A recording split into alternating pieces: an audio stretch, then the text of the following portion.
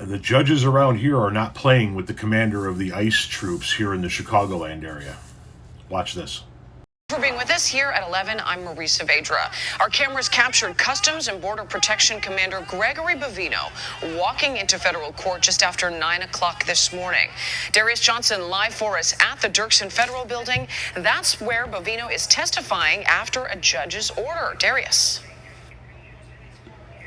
Hey there, Marie. Good afternoon to you. Commander Bovino is currently on the stand right now on the 14th floor facing some tough questions from a federal judge who believes he may have violated her own order. Now that courtroom is filled to the brim as Judge Sarah Ellis opened by walking him through that order line by line. It was weeks ago when Judge Sarah Ellis issued a restraining order banning federal agents from using tear gas on protesters, press, and religious leaders unless there's an immediate safety threat. Last week in Little Village, Bovino was seen throwing what appears to be a tear gas canister into a crowd of protesters.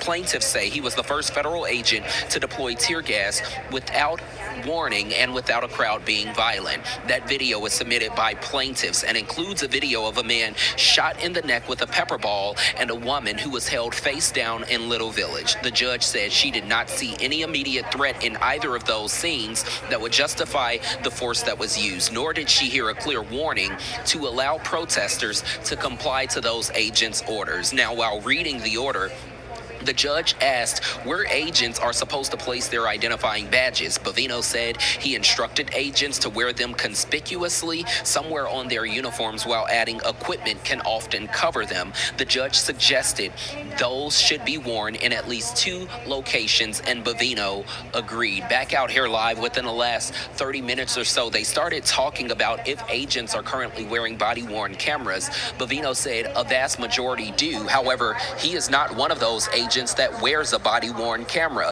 Once again, leaving federal court just after Commander Greg Bovino took the stand answering questions as to whether or not he violated a temporary restraining order dictating rules around use of force for both himself and for federal agents. Some notable things that came out of that hearing. He admitted that he himself does not wear a body-worn camera. The judge ordered that he get one as soon as possible. She set a deadline for that. She also asked for him to report to her at 6 p.m. every single weekday in person with an account of what had happened during that day and on Mondays, both that day and over the previous weekend. She set a few other rules for him to follow. We'll have a full wrap-up of that coming up at 4, 5, and 6.